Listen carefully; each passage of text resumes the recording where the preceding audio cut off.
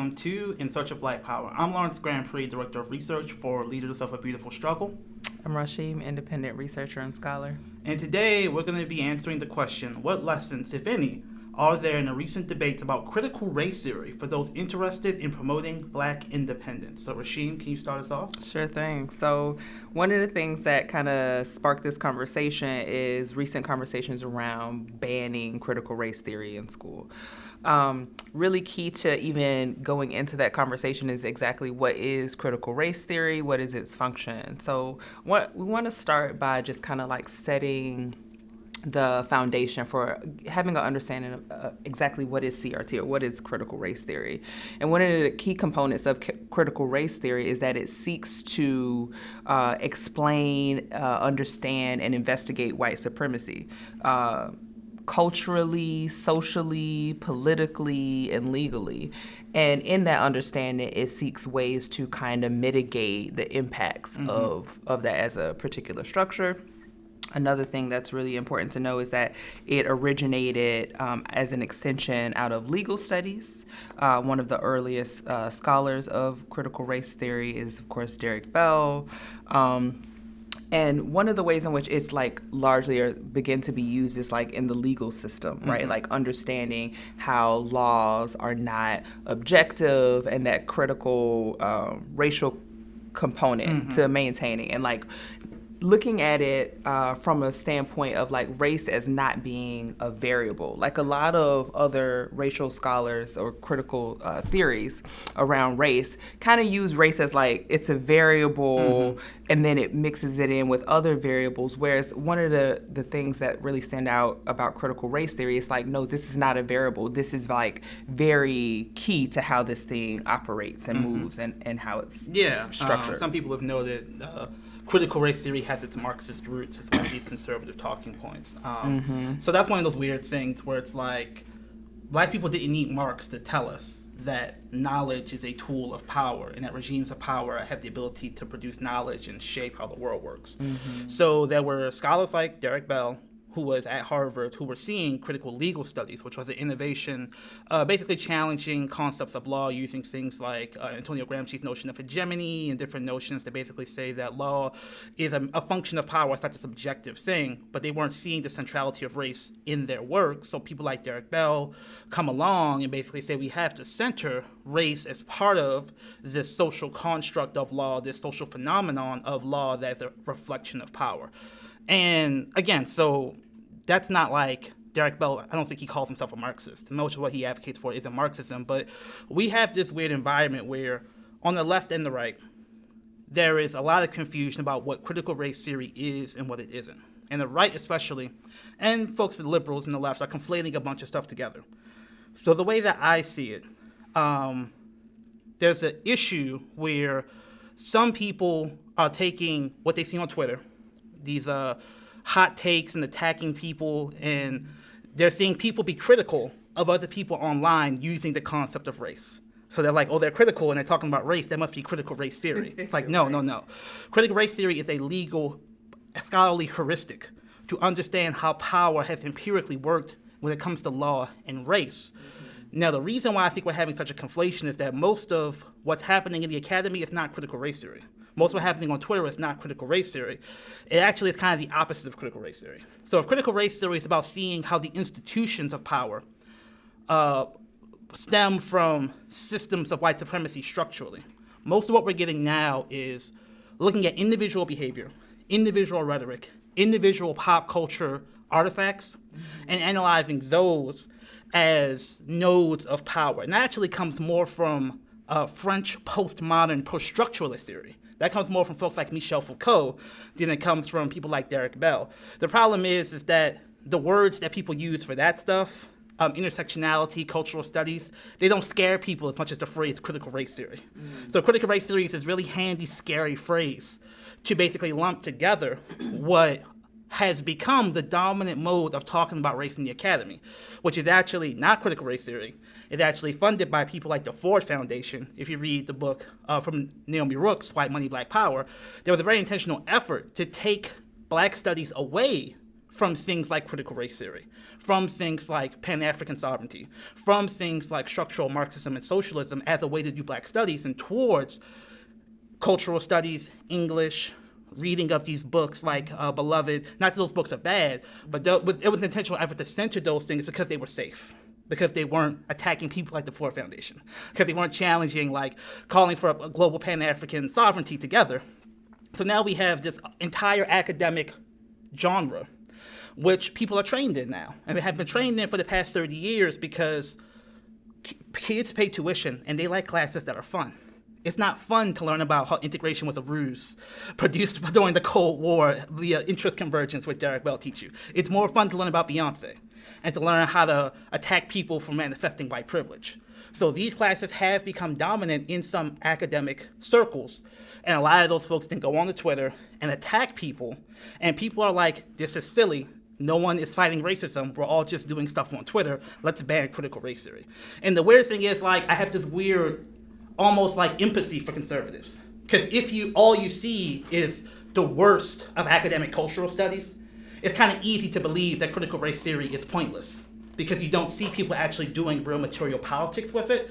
But that's very intentional because of things like the Ford Foundation, because of the structure of the academy to preclude those forms of actual political praxis. Mm-hmm. Yeah. I mean, to that point, to that misunderstanding of exactly what critical race theory is I think one of the things that's really important too, in addition to understanding the meaning, is also like to highlight some of what are the tenets of it, right? So there's a tenet. Of course, the key tenet is that race still matters. Race is critical. Race is important. Race is, foundational, right, to understanding political, institutional, social, cultural, economic, all of those types of power structures. Another aspect of it is how storytelling from Black people or testimonies can be very handy in informing legal studies. A third tenet of it is that it entails a critique of liberalism, right? Additionally, like liberalism is associated with progressivism. So hence CRT aims for more radical institutional change than just like reform. Right. And then, of course, the fourth tenet is the commitment to social justice. And the fifth just really recognizes the historical relationship between the production of scholarly research and how white supremacy is maintained. Understanding, the meaning, and then understanding those tenets could really help to just establish a foundational connection to like exactly what it is and how it operates.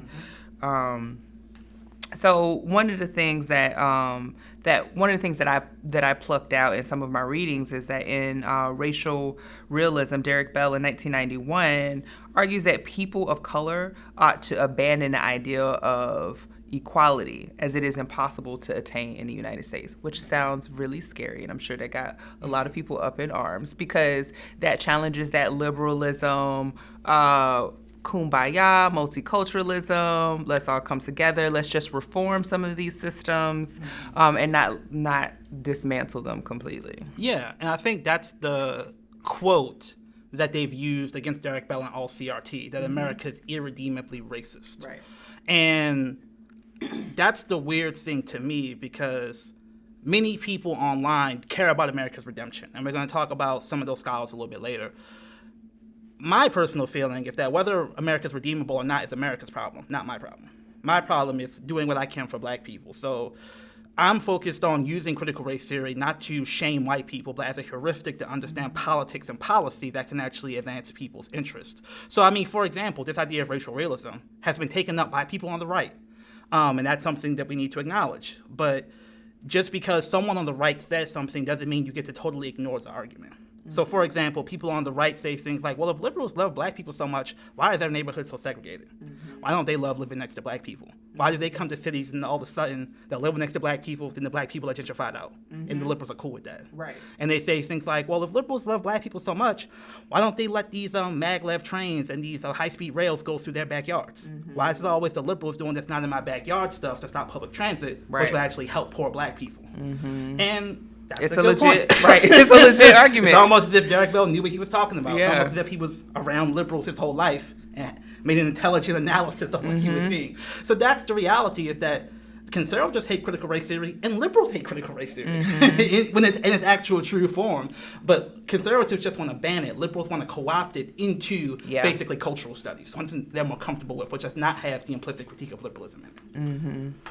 No, I mean, I think that's spot on, and I really appreciate what you said about just because it comes from this side doesn't mean like you don't want to pay attention to it. And I think another thing that you pointed out, and I don't remember who said this originally, but that there were like basically like two types of racists, right? There's separatist racists who like keep the black people away, and then there are other types of racists wherein it's like, let's assimilate them, let's co-opt their movements and their language and like see how we could push our agenda forward. It's someone who was involved, I believe, with the Student Nonviolent Coordinating Committee.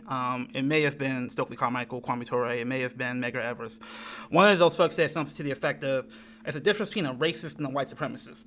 A racist doesn't want black people anywhere around them. A white supremacist is fine with black people around them as long as they know their place. So white supremacists like having white people, like, hey, your boss, or, serving them food, or they're fine with that arrangement. While a racist is like, get away from me.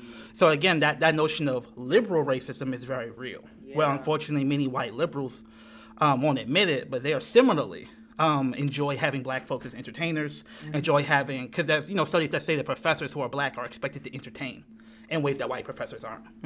Right? So there's like this desire for the spectacle of blackness. And that is seen as, I want black people close to me, so I must not be racist. But that's actually another form of racism manifesting itself. And critical race theory gives us the starting point to interrogate the political impact of some of those nuances. I feel like what's happened is everyone's talking about the interpersonal impacts of those preferences rather than the larger political implications of this reality. Right. And I feel like that comes up so much in the nonprofit sector, right?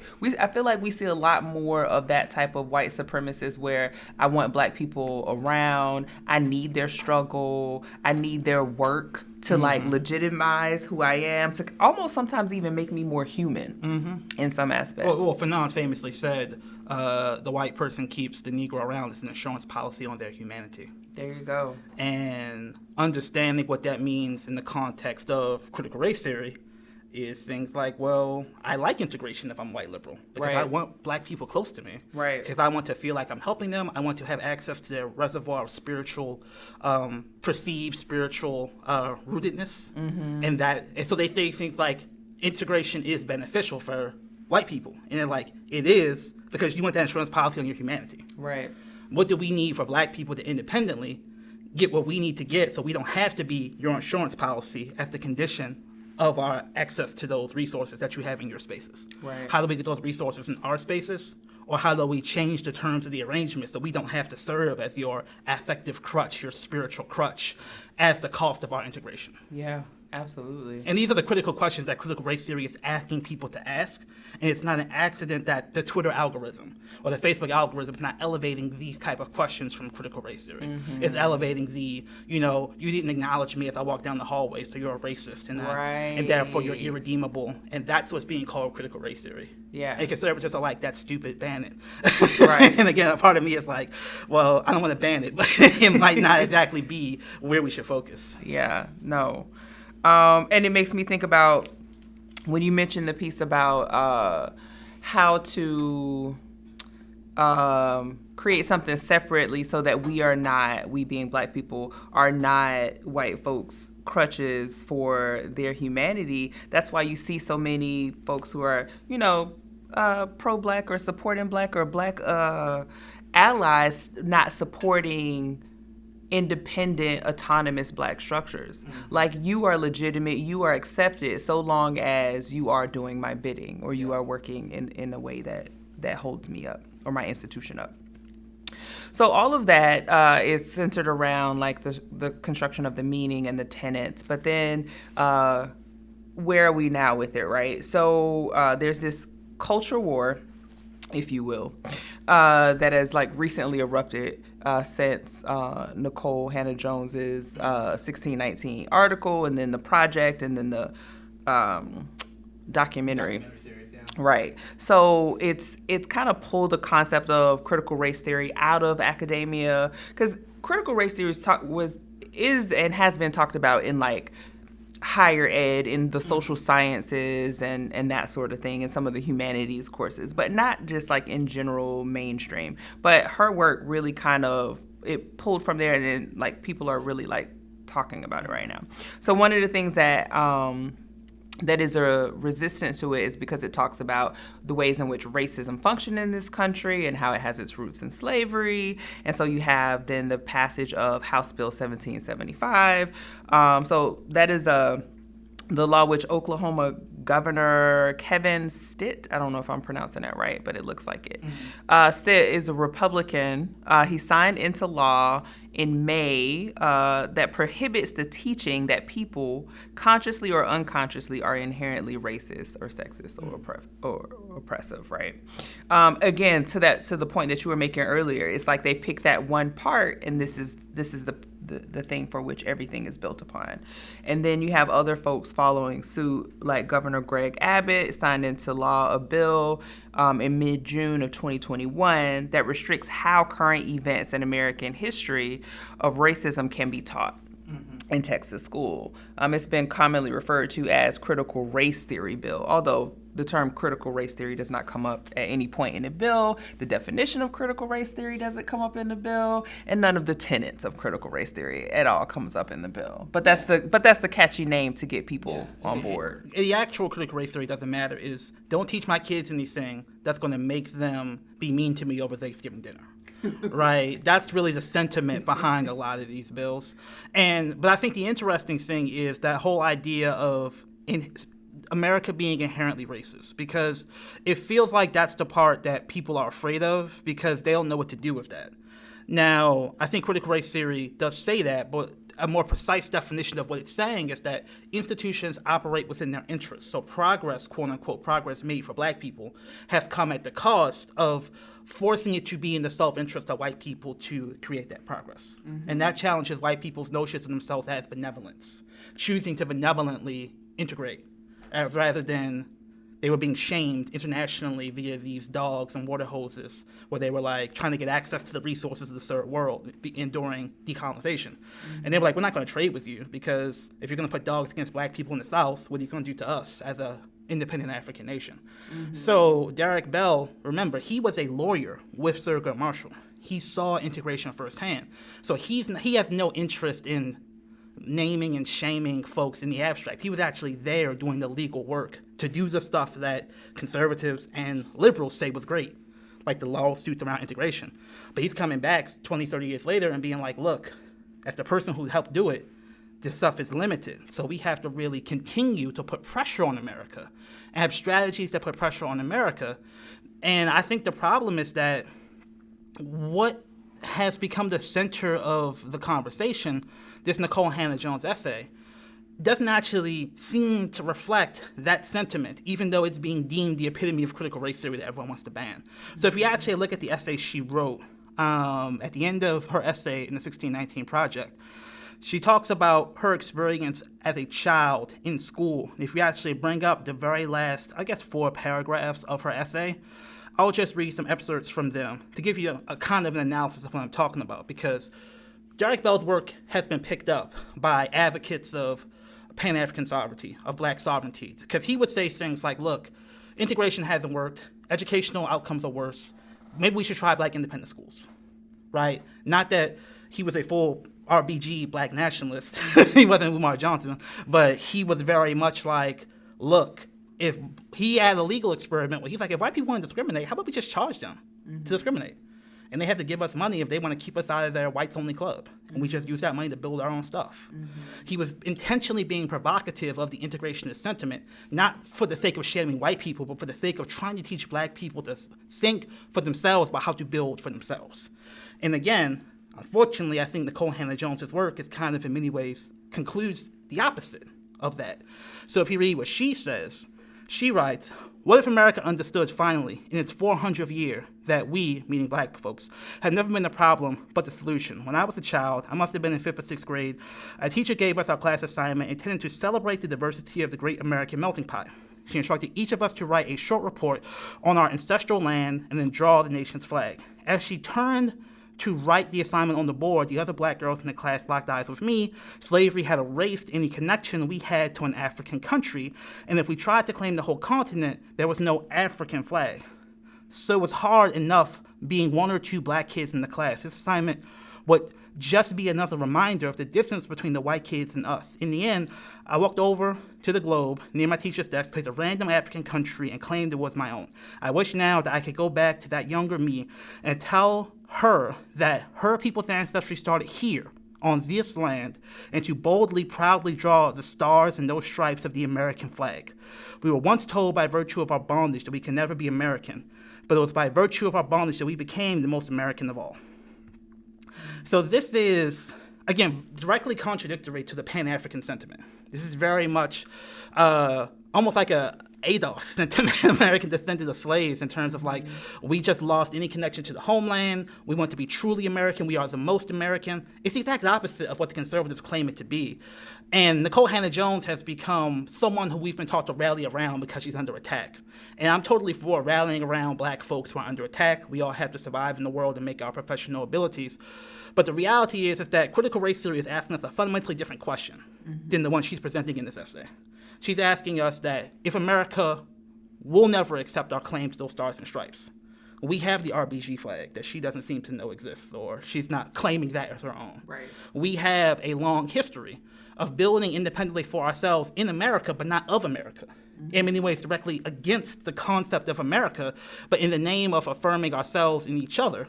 And rather than affirming things like their work in Jackson, Mississippi to create a sort of African homeland, things like these independent maroon societies, she's trying to explicitly locate herself within that tradition, which again, I think is, again, ironically kind of what CRT is telling us to be skeptical of. And that integrationist sentiment, that liberal sentiment, and that this has become the definition of CRT, I think is an example of what Naomi Brooks was trying to say in that book, White Money, Black Power. The very powerful New York Times has sent this message as the epitome of what it means to be anti-racist in America. And it's not surprising that, this has been criticized from the left, i.e. like the white Marxist left, who are doing what Derek Bell told us to watch out for, which is not censoring race. But there hasn't been a criticism, structural criticism from a Pan-Africanist perspective that says that the orientation of 1619 to shame white people into bringing us into America is, again, the exact opposite of what CRT was asking us to do. I mean, it's not surprising that the ways in which it's being used or misused or misunderstood. In a recent Atlantic poll, 78% of people polled said that they had not heard of it or they didn't know if they've heard of it. But what's really interesting about that is it still led to a series of bills aiming to outlaw teaching of it, right? So you have this poll that says 78% of folks have never even heard of it, but you still have all of these bills and things wanting to prohibit talks about it. Some of the major themes that have come up around a discussion of banning CRT in schools, which CRT isn't in schools, so it's just ridiculous to even have a conversation because I don't even feel like it's not in schools. Well, I've taught CRT to high school kids. But that's the after-school program with debate, and that's me, right? Yeah. So, there's not this wave of people giving Derek Bell books to high school kids, but there is people giving the 1619 Project to high school kids. 1619 Project explicitly says we want to be curriculum. And again, to me, that's not CRT. Right. But it does reflect some of these concerns to the conservative parents that your poor little Johnny is going to get taught to hate America. Right. Right, so... I mean, I feel like the take on it is just going so extreme to where they don't want Beloved in the school. Like, Beloved can't be read. They don't want their youth to learn about that slavery ever existed. I mean, just some of the concepts around it is just like, it's ridiculous. So some of the main themes that are coming out of the argument are, of course, freedom of speech. There seems to be this strong desire to erase race and racism from America's educational dialogue. So, and according to a report from Nonpartisan, I'll put that in air quotes, America's Promise Alliance, an education organization that partnered with the Boston University Affiliated Center. only about 3 in 5 students reported that their school curriculum represented non-white communities in some great number or deal, right? Then another thing that's coming up is you have this strong desire to have this revisionist history.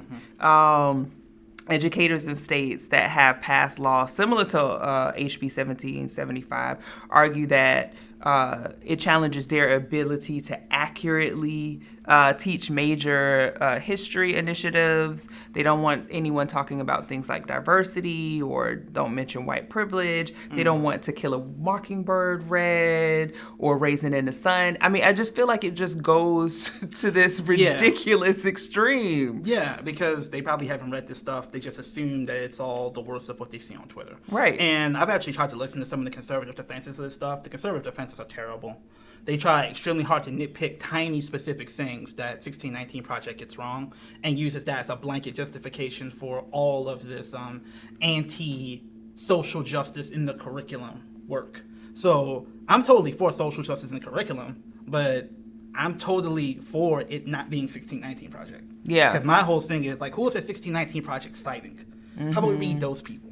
Because that's been the frustrating thing is that, like, one of the biggest points of contention is Nicole Hannah-Jones flippantly cites Gerald Horne, the great Gerald Horne, in terms of, the Revolutionary War, that was about keeping slaves. And that's been one of the critical points where she's citing the Counter-Revolution of 1776, which is a whole book. And she's citing it in one sentence. And even in that book, Gerald Horne kind of argues that, but he's also arguing a whole bunch of other stuff too. Like, the American founding fathers were severely in debt to Great Britain. Part of that debt was slaves. And they were like, they just wanted to get away from that debt. Right. So the whole point was to decenter them as being social justice warriors in 1776 and say they had material self-interest in being independent. It wasn't just slavery, though there was some fear of the British using black slaves to beat back a British revolt, an American colonist revolt. So it's one of those things where it feels like the left and the right actually kind of share their same problem with actual critical race theory. Because if America only grants advancement for black people and it's in their self-interest, then neither of them know what to do. So because none of them know what to do, they say it's defeatist and nothing good can come of it. And it's like, no, you're just not smart enough to figure out what happens in that world. Right. While black folks have been figuring that out for a long time. It's frustrating to me because things like this notion of white supremacy culture have been really important for my intellectual and political maturation. But what happens to this concept of white supremacy culture, which is the idea that cultures of European descent have particular characteristics that they tend to apply to their evaluation of the world, things like hyper-quantification, things like a focus on so-called objectivity. Those things get boiled down to their most simplistic caricature. And there are people on Twitter who haven't read the actual scholars who do this in a nuanced way, who literally repeat those caricatures. And they say things like mass is racist. That's one of the big conservative talking points about why this is all bad, because they say mass is white and mass is racist. I would never say that, but I've heard black people say that. Right? And that's where it gets really frustrating, because the actual important analysis of white supremacy culture that comes from scholars of a Pan-African tradition is getting lost. And the folks who are being presented are folks like D'Angelo and Kendi, who do have a far more simplistic interpretation, which comes from corporate diversity consulting and corporate multiculturalism. It does not actually come from a tradition of radical Pan-African black nationalist scholarship and praxis. So the work that we do talks about things like seeing white supremacy culture through the way that people turn ethics into a rhetorical abstraction. That's the work from Marimba Ani and Yorugu, that the most ethical statement in the Eurocentric worldview is the purest abstraction. So that makes sense for me of things like the pandemic and how conservatives are like, my body, my choice for the shot, but they support the death penalty. And they support bans on abortion. Because it's become a rhetorical abstraction to justify their imposition of power. But it also applies to the liberals, where they say things like follow the science. And we need to have this notion of science that Ani explicitly talks about science being a religion, essentially, within the Eurocentric worldview to justify their domination of the world. So we have people talking about Bill Gates going into other countries to bring science to the developing world. And his vision of science is intellectual property rights that secure the rights of medical companies to continue to hold on to that patents while giving away the medicines that the developed world wouldn't take or don't want. That is a definition of science in the liberal worldview through Bill Gates. And what we know scientifically works, give people free healthcare. Yeah. But that challenges the power structure. So that's excluded from the realm of science, right? So that's an empirical example of how an actual analysis of white supremacy culture can be applied to concrete political problems to help understand them. But you don't get that on Twitter, you get masses racist. Right. No. I also think it's interesting in how folks have the conversation around this desire to erase aspects of history that they don't like, and this big uproar around taking down the monuments. Like, there was a really big deal around taking down racist monuments, but we're okay with erasing or not teaching certain parts of the culture. Or certain parts of our history. There are several arguments for and against. Lawsuits brought on both sides. Some are really connected to largely like freedom of speech, and saying that Bill 1775 violates freedom of speech. And then there's using the term like critical race theory to publicly denounce anti-racist education efforts. So it's arguments on both sides, but I don't feel like either side really know what they're arguing about. Yeah, I mean, from what I've seen, the First Amendment's pretty clear that this stuff, I don't think it's going to hold up to scrutiny, because this isn't Facebook banning your post. This is the actual government banning speech from teachers. But the First Amendment's pretty clear that this is protected speech. Yeah. So I don't think many of these will stand up to constitutional scrutiny. However, what critical race theory tells us is we should be skeptical of courts and legal advocacy being the mechanism of enforcement for these type of concerns. Because that was one of Derek Bell's things as a lawyer who did the integration cases, is that the NAACP and folks at the ACLU focused way too much on elite legal scholarship and elite legal advocacy rather than grassroots advocacy in their work to do desegregation. Because what the lawyers wanted was desegregation victories, because that would make them legal superstars. What the parents wanted was better schools, right? So they got desegregation on paper. They did not get actual integration. They got integration, if anything, into the worst white schools. And they lost all their black teachers in the process who were not hired by the white schools. So that's an example of what happens when you depend on the legal infrastructure to enforce your demands. There's a lesson that I've been studying since I was 16, and we at LBS have been trying to learn from in our institutional formation, which again I think is an example of a concrete example of critical race theory leading us to a political practice that has been successful. It exactly this analysis around the limits of legal scholarship. Because Napoleon and Jones, part of her general thrust was towards things like this top-down legalistic vision of social justice through things like the federal government coming in to check local police departments through these things called consent decrees.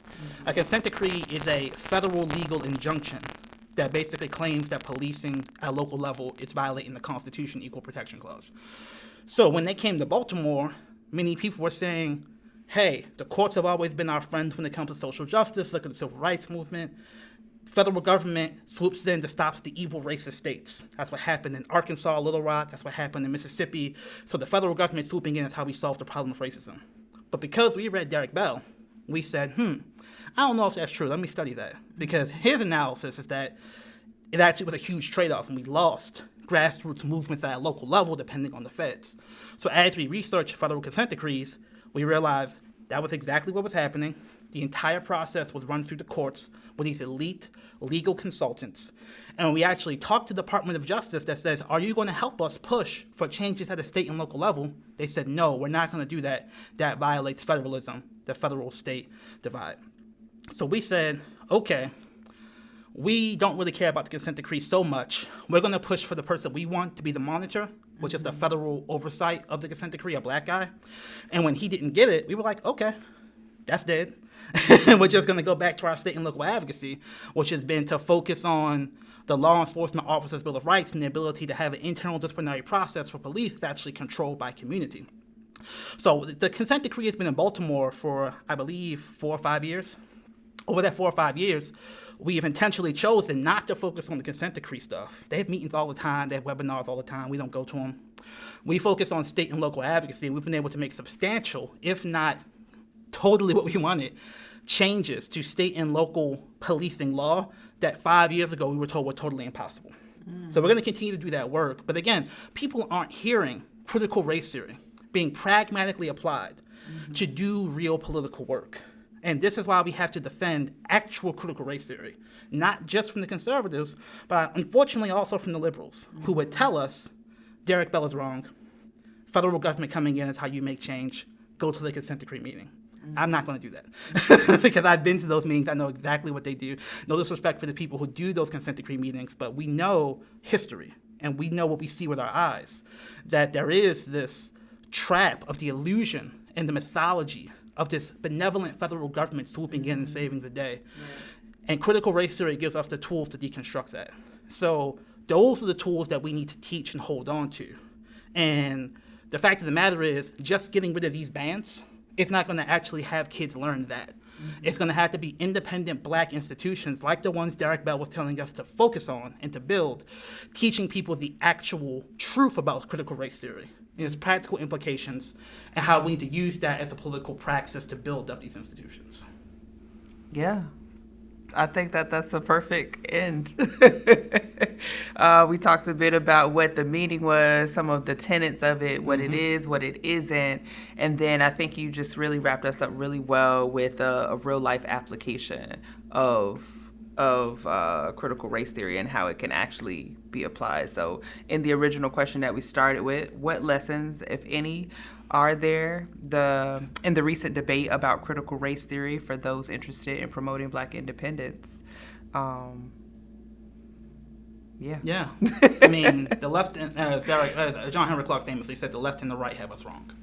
Right. So if you're focusing on what you're hearing from MSNBC, which is either critical race theory is the best thing ever or critical race theory doesn't exist, it's a chimera invented by the right wing.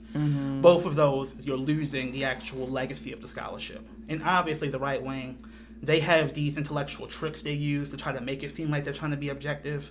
They just don't want to hear about all of the dirt in America's history. So it's up to us to actually do the work to figure out what is actually in the scholarship. How do we have the institutions that can actually build up this scholarship, like the work we do in debate, people using the scholarship in debate and then transitioning it to the actual world. So with that, we want to thank you. And if you want to learn more about our work here in Search of Black Power or our work at Leaders of a Beautiful Struggle, go to our website, lbsbaltimore.com. Continue to support Black Power Media, and we will see you next time as we continue to go in search of Black Power. See you soon.